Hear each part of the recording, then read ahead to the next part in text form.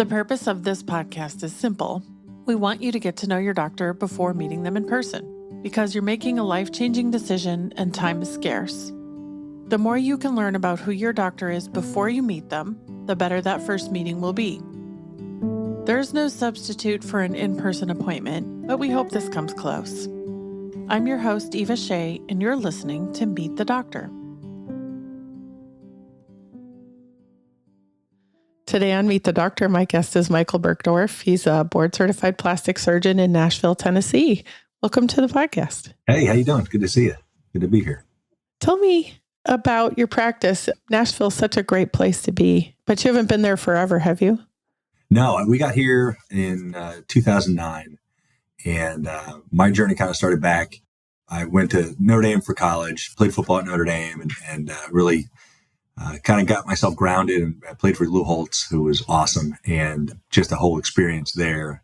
And he was really big into integrity and being true to yourself and being a good person, as well as being a good football player, which was great. So fast forward there, I went to Tulane for medical school in New Orleans and stayed there for general surgery in my training. I got really unbelievable experience, just seeing everything that I could imagine. I guess I brought up the football because while we played football, my junior year, we played at Vanderbilt in Nashville. I remember flying in and thinking, man, this area is beautiful. And I grew up in New Jersey, and the geography reminded me somewhat of rural New Jersey, Northwest New Jersey, not the stinky, smoggy. Not Rahway. No, and not the, not the Newark Airport, New Jersey aspect of things. And so Nashville was just beautiful. And so then we went through Hurricane Katrina in New Orleans. We kind of blown out there, had to determine where the heck to go to Mississippi where my in-laws lived. So I lived with them for a little bit. They accepted me into the residency on a day notice. I could finish out general surgery and then I ended up doing plastics there, and it was awesome. And great experience there. And then we decided to come up to Nashville and joined a practice for a couple of years, decided, hey, I think I could do this better, do this different. And that's the fun part of plastic surgery is a lot of people, we're all different. And I just wanted that control and that ability to make changes on the fly. So I opened up my practice in 2012, and it's been phenomenal. We deal with a lot of mommies and mommy makeovers and gravitate towards people that were going through the same things that I'm going through. I have 4 kids and a wife that works, and they're making their way through teenage years now. And I've still got one 9-year-old daughter, but, started really working with moms and love the ripple effect of plastic surgery, and got enough experience where I felt like I could help people one-on-one. And this is why I think your podcast is awesome, because talking to somebody one-on-one in front of them in the office is great, but it's limited and you can't get that message out further and deeper. So I wrote the Mommy Makeover book, Restoring Your Body After Childbirth, as a way to kind of get that information out there and let somebody who's got 3.5 minutes while the baby is sleeping to pick up a chapter and zip through it and say, hey, maybe this is something I want to do for myself, instead of doing all the things that require to get out of the house and see a doctor for an hour and a half appointment. That might take 2.5 hours of their time getting the baby together and bringing everything kitchen sink in their car to make sure that everything's, managed with the kid. So we had really good success with that. It was a #1 Amazon bestseller, and practice just kind of blew up after that. And it's been a lot of fun since then. How long did it take you to write the book? Once I started getting pen to paper, it took about 7 months. Did you actually write it with a pen? Yeah. All right. I did a little dictating stuff, and I'm such a physical guy that the writing aspect is kind of how I think through it. I can talk and dictate, but it didn't work. And I tried that initially. I tried to just record myself in a consultation. I wanted it to be very plain, very easy. And I try to do that when I speak. I try to avoid the doctor talk so people don't get confused. Kind of seeing my wife go through it with 4 kids, and then my sister's going through it with their kids. That baby brain thing is real. And I don't need to complicate it. Yes, it is. By having all these, big highfalutin words. So I spoke very plainly. I got the recording back to listen to it again, and I'm like, it sounds like a 5th grader wrote this. I got to put words in here that are actually some medical and bump it up a little bit. So it took a little while, but it's been great. It's my #1 trick for getting rid of writer's block is to pretend I'm writing an email to a person that I know. Love it. It works every time. Oh, that's really smart. one thing I did was really try to pay attention to, okay, I'm speaking to one individual, and this is my mom, my ideal patient, and what is her perspective? What is she going to question and ask? And so how can I really reach her and really focus on her? So I like that one email thing. That's smart. Mm-hmm. Let's go back to football for a second, because I have a really important question. Do you follow the current team? Not as much as I used to, but yeah, I do. Okay, because my husband is an 8th grade teacher, and his coworker is who's also an 8th grade teacher. Her son is on the team right now. Oh, awesome. His name is Jaden Greathouse, and he's incredible. How cool. So now you have to watch him. Yeah, well, I mean, it's such an experience. I'm a little bitter right now. My oldest son, he's a freshman at University of Tennessee, and he didn't get in at Notre Dame. So I'm like, well, kind of stings a little bit, but he's doing great at Tennessee. This is a new mom thing too. As my kids are getting older, they're 6 and 3. Yeah. I did not anticipate how much anguish I would feel over them being rejected, even when they don't know that they were rejected from something. Yeah. I know. And it hurts. It's awful. It's awful. Even though, it's not our plan, it isn't our plan for them. That's right. I feel the same way. I had to kind of come to that realization too, and realize, it was more of a, I'll call it bragging rights, but I'm proud I went to Notre Dame. I loved it. I had a great experience there. It's a wonderful school. I wanted him to be proud of going to Notre Dame too. And we used to joke about, he's always going to go to Notre Dame, or he's not going to go to college. And it shifted, and the focus shifted, and he's proud to be at Tennessee, and I'm proud to have him at Tennessee. He's really found his place. That's been fun to kind of see. And, I think God put you where you need to be put. And I didn't want to go to Notre Dame to begin with. And I went out there and fell in love with the place. And it's been one of the best decisions of my life. It's crazy how often we think we fell into something backwards when it was really the plan all along. 100%. Yep. That's exactly right. Is he your oldest? He is. Yep. Yeah. And, he's having a blast. I don't know that any of my kids are going to be interested in medicine. He's business and entrepreneurship, which has been fun because plastic surgery has that entrepreneurship aspect. My wife is a hospitalist, deals with patients in the hospital. She wants nothing to do with business. She wants no creative marketing or advertising or any of that stuff. It would drive her nuts. And I love it. I thrive on it. That hospitalist as a specialty is rather new. What was she originally? Internal medicine. She internal medicine trained and board certified. And then she, did a couple things, ER shifts for a bit, tried to take some time off with the kids. And this was hopefully was going to be nice shift work and really can kind of take care of really complex medical problems. And we joke that, she's the thinking doctor and I'm the technical doctor in the office or in the house. You go talk to her if you're really sick. If you're really sick. Yeah. I had a plastic surgeon tell me once that whenever he was on an airplane and they did is there a doctor on the plane thing, he'd be like, yeah. Oh, no. Please don't make it be me. Yeah. I mean, probably in a pinch. Yeah. But not desirable at this point. No, not great. When did you know that you wanted to be a doctor? 7th grade. Was there a moment? No, I just remember talking to people a lot and felt like they would come to me with their problems and I would try to help solve that. And maybe even before that. My mom was a nurse in the operating room prior to my sister being born. She's a year older than me. And when we came along, she hung that up. But she would always tell me stories about the operating room and, just the culture of its own little world. And I just found that so fascinating. And just some of the banter and the jokes that went on while they're doing serious work. I love that aspect. And so I really kind of gravitated towards that. And then, in 7th grade, I really started thinking, hey, this to me is the most challenging thing that I think I can do with my life. It's the hardest thing out there. And it just fit me. And so people would come to me with their problems and I would kind of hear them through and tell me about going to psychiatry. And then that shifted through with residency and med school. Plastic surgery has a lot of psychiatry in it. It does. But honestly, that was on my rotations in medical school. That was the most exhausting rotation I ever did. Because it wasn't the time and the physical, it was the emotional. Like you tell people, hey, you're this, or you give them a medication, and I just felt like I couldn't help them. And it was paralyzing and I hated it. So it does play into a little bit with the psychiatry of, or the psychology in plastic surgery, because, hey, here's the issue. And here's probably, now I can understand why you're thinking this.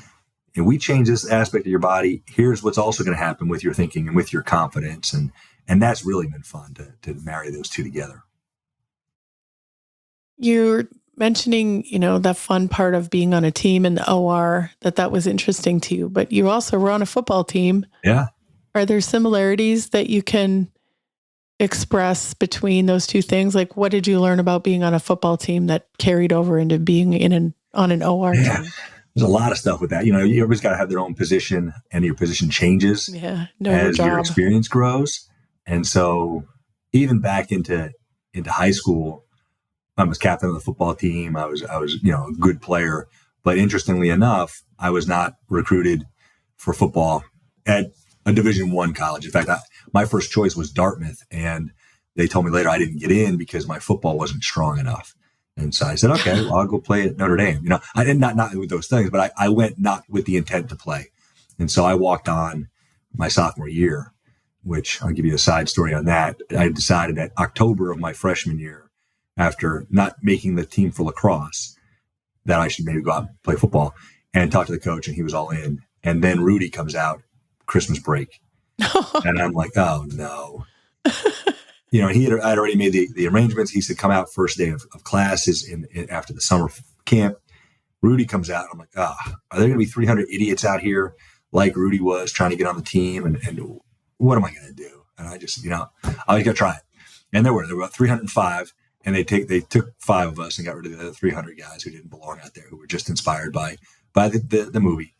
And that had an awesome experience. Really, really it was a lot of fun. But I was total low man on the totem pole at Notre Dame. I was a walk-on. I was, second class citizen type thing instead of the scholarship guys. And I was not as good. There was no doubt about it. These guys were bigger, faster, stronger, to a point. And I hung in there very well. But, I had to learn from being at the pinnacle of captain of a football team in high school.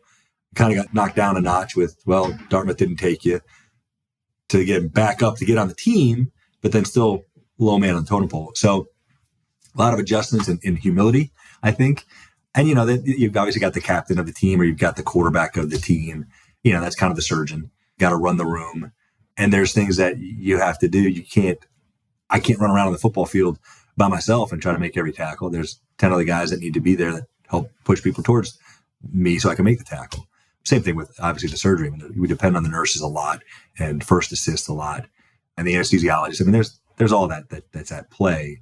Everybody's got their nice role, and, kind of have a perspective of where are they in their role. And going through medical school residency, you kind of hit all those roles. You kind of start out where you're just sitting there watching, and you're holding a retractor, and then maybe you can, get your hands on the patient and move forward to where you're actually doing the surgery. So understanding those roles, I think, are important. I'm going to make a weird analogy. I want to see because I've been exploring this idea in my own mind.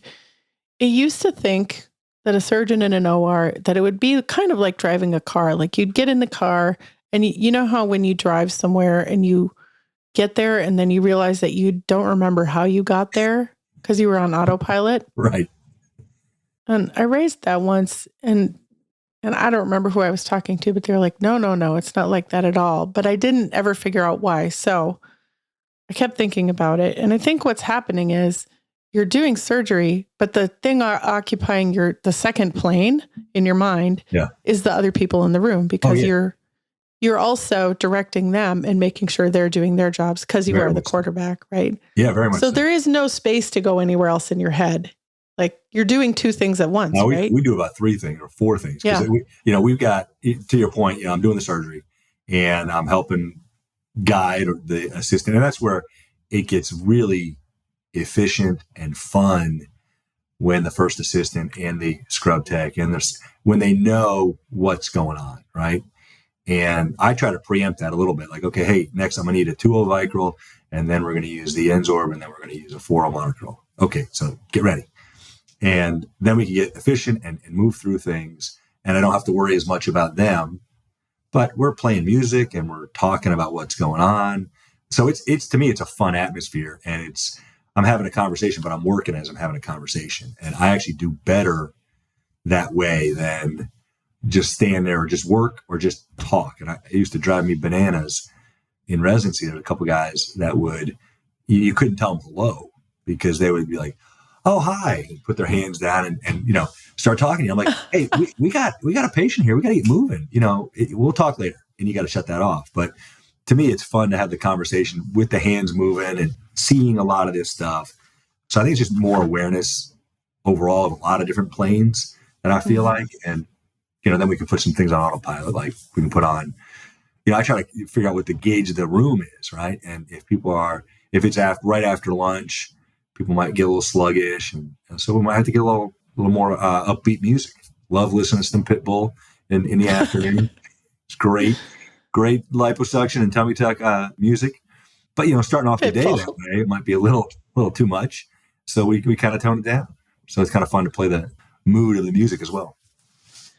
So as a young adult, you experience some setbacks that you've mentioned a couple times.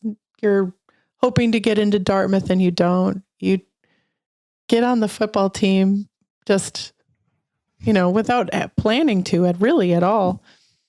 But this adversity, I think when we're younger, sets us up to do more as we get older. 100%. Have you thought about that much?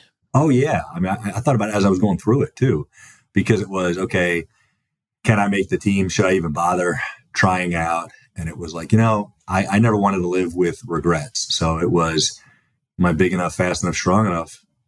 Only one way to find out. Get yourself prepared and go. And then I was on the team for about a month. And the whole big thing in Rudy is, when can he dress out and make the team that goes on the field? And so I did. It took me a little while, but I finally made the dress team. And it was really cool because one of my parents were out there for the first time doing that. And then the next week I'm in practice and I blow my knee out and I'm out for the season. I'm out for the year. And the doc who operated on me told my mom later, "Hey, he should never play football again. He's got too much cartilage damage underneath and this, that, and the other." And he wouldn't tell me. She said, you tell him. He said, no, he wouldn't. So he had another doctor tell me. And I said, okay, well, I appreciate that. I'm going into medicine. And if I need a knee replacement and, when I'm 40 years old, there's going to be technology that's going to advance. I've already gotten a taste of what I can do and what football is all about here. And I'll be back. I'll make it back for next year. And I'll make it back before summer football. And I'm going to go from there. And I did. And he was like, "No, I don't think so. Maybe by mid-year." And I was like, "Nope." And so it was more of a thing, like a challenge to myself. Hey, how much can you push yourself? And I think if you don't push yourself or continually push yourself, not just physically like the football was, but mentally, spiritually, emotionally, then what are we doing here, right? Why are you even participating in life? And so I've always had that attitude of trying to push forward. That's one of our big core values in my practice is never be complacent. And it's not from a being mad and looking down upon people. It is looking inward and saying, how can we improve? How can we improve this experience? How can I get better with my technique? How can I improve my knowledge? How can I relate with my patients better and get a better relationship? And then I was carry that even to my home life with my wife and my kids and my coworkers and my friends. All that stuff goes, throughout the way there. So I'm a big believer in keep pushing yourself. Did that guy who said you should never play again, did it make you angry? Did it make you more determined? Yeah, it did make me angry. It was just like, oh, okay, well, you know what? And I don't know where I had the guts or maybe an arrogance, I don't know, to say, you know what? I appreciate your input. I know you're a doctor, but you're not infallible. And I think I know my body. I know what I can do. And I got this. And it wasn't, oh, I'm going to prove you wrong. It was, no, this is my goal. I want to get back on the team. And I missed the two-a-days this first year because I wasn't allowed on the team until then. And I want to be part of that. And I want to travel with the team. And so I ended up missing the first away game. I didn't make the travel squad.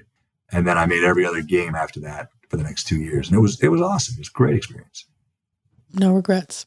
No. And that's why I said I didn't want to do that. I have a little regrets now about, banging heads as hard as I did. I got a little neck pain. So maybe that wouldn't have served me as well. We didn't know as much about head trauma as we do now. No, head trauma I didn't care about that. I was worried about my knee trauma. I got that one. No problem there.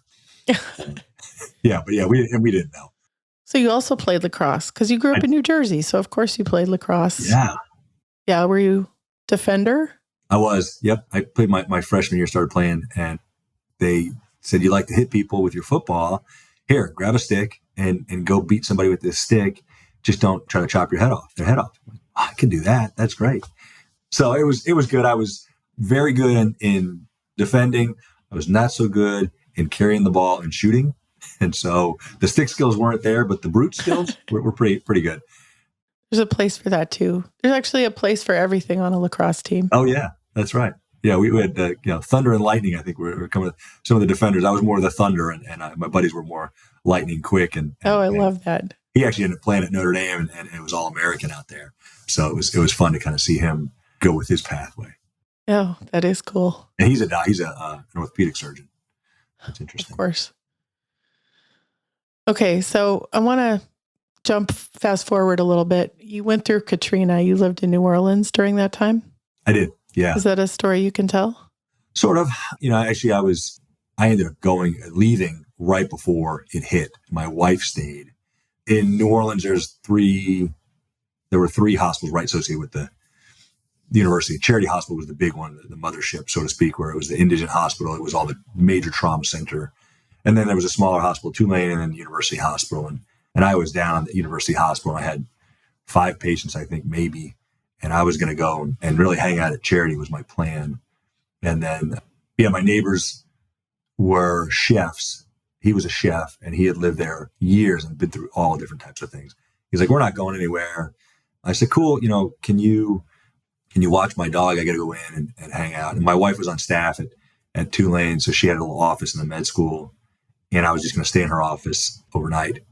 And we kind of checked in, and then I was like, oh shoot, I forgot to put the lawn furniture in. They're going to blow things through my windows. Let me go do that. And as I go back, my neighbors are packing up, and I'm like, what's going on? And they're like, we're out of here. We're leaving. And I was like, well, maybe this is worse than I expected. And I said, all right, let me just do this. And so that I can't take care of my dog. My wife was out of town with my son. She was up actually in Mississippi. And I'm like, you're not getting back. Don't even try. But maybe I can drive the dog up to my in-laws' house 3 hours away and then come back around. And so I talked to the other chief resident and said, hey, can you cover me for tonight? I'm just going to go do this. And I'll be back in, and I'll be here to run the thing out. Yeah, no problem. So I zip out, thinking I'm zipping out, and 3-hour trip took 12. And then by then the storm had hit, and there was no way I was getting back. And it was awful. And it was early text messaging times where we would sit and watch on CNN. Well, this road is shut down. This area is no good. We had a house right by the Children's Hospital, which a friend of mine was stationed there. And he would kind of give us updates like every day or every other day. Floodwaters are coming down your road. I'm like, are we going to lose the house? Floodwaters are better, but now looters are out in front of the hospital. And I'm like, oh, great. They're going to try to break in there. They can't break in there to get the medication. So they're just going to break into the homes that are around there. And, it was all this uncertainty. And then all my buddies are still back there. So I hated that. I have a little survivor's remorse or guilt that I should have been there.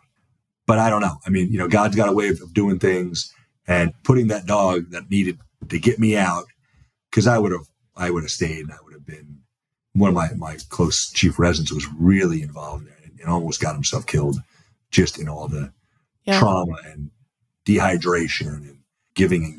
And so I don't know. I wish I were part of that, but you must have had really nice lawn furniture.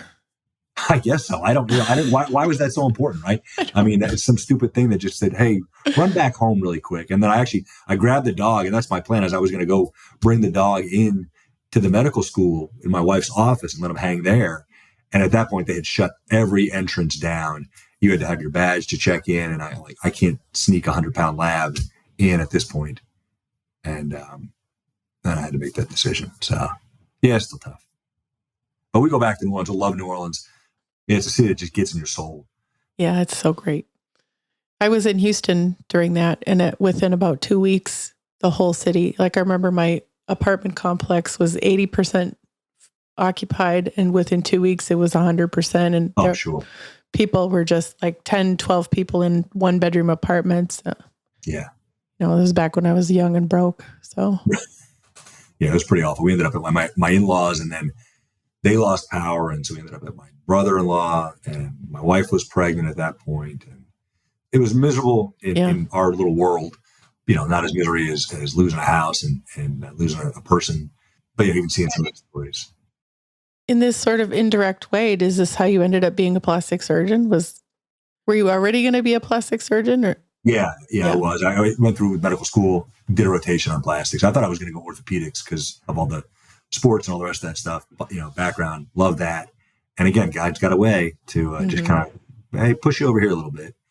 And, did a rotation on plastics, really, really found the creative aspect of it. Love the ripple effect, like I said, of how it affects people. And I would be miserable as an orthopedic surgeon. I mean, to me, they're just glorified carpenters. Boring. I've heard this before. Yeah. I mean, it's just hammer nails and screw the plate in. Next. It was kind of like general surgery to me. I hated general surgery too. It was, once you got inside somebody, it's all the same. All kind of boring. So I like the exterior part. And I like the reasons why people do it. That's, to me, the fun part. They hear the story and hey, how can we help you improve your story? We talk about improving yourself and getting better. I think there's one way of that too. With some surgery, if we can help with that, that's great. That works within my mission statement and my modus operandi of who I am. So are you now known around Nashville for being the Mommy Makeover guy? Yeah, somewhat. It's funny. It depends on who you talk to and which circle you're in, right? People say, "Oh, do you know so and so? Oh, he's like the breast guy over here. This guy over here, he's the tummy tuck guy." And you're like, yeah, says the web company. Yeah, or says you and your wife's 4 circle of friends. But you go to this neighborhood, and I'm the Mommy Makeover guy, and you go over to this neighborhood, and then it's she's the Mommy Makeover woman. And so it's nice to put that claim on it, but I think I'm realistic enough. There's enough business to go around here. There's enough activity and desire, and there's enough good surgeons. I mean, that's the good news about Nashville is there are a lot. That was my next comment. Was you're blessed there to have so many good surgeons in Nashville, and the community is great. Yeah. We all get along. I mean, I'm not going to give every secret to them, and I don't expect every secret for them to give to me, but we share each other's patients. We have monthly meetings that we talk about different things, new advances, talking about the semaglutide recently, and things like that. So you're not left alone as a community doctor. There is that good community that's out there. Well, you brought up my favorite topic, which is semaglutide. So what are you seeing so far? We're seeing great results. We're seeing people charging an arm and a leg and people charging reasonable prices. We're seeing pretty nice results with it. And we kind of keep a select window, I guess. I don't want to treat diabetes and I don't want to treat the BMI of like 22, who just wants to get like another 3 pounds off. We want to treat it with people who are struggling. And we try to, help guide them to change their lifestyle and get up on a better diet, exercise regimen with them. Do you have them come in once a month? Yeah, they come in once a month. We give them their month worth of injectables or injections that they take with them. We usually give it to them right when they're there. And see them once a month, weigh them, kind of experience what's going on. And it's fun because you're tweaking it. It's not like, okay, the next dose is this. You got to stick on this. Hey, if this isn't working, let's back up or let's spread it out. Again, more individualized care, which I love that, instead of just follow a protocol and be mindless. I had this kind of nice light bulb moment this week that the compounding enables you to really be customizable with the patients and not just fit them into the box that the prescription forces you to be in. Yeah, agreed. I like that aspect of things. And then the relationship too, like you get to cheer everybody on as they're going through it and they become your friends. They're, plastic surgery, you go through it, you're not coming in every month for as long as you're doing it. Right. So that's new for most practices. And I think it's really positive. Yeah. And we're pretty good about following up with our patients. We really try to keep a strong relationship. So it's not too foreign for us. I mean, they're not every month, but they're, every 3-4 months they're coming in and we want to, keep patients for life. And like you said, you become friends with them. You like them. You want to see them and celebrate their victories. Oh, look at you. You lost another 10 pounds. That's awesome. Keep it up. That's exciting for me too, because we're seeing results.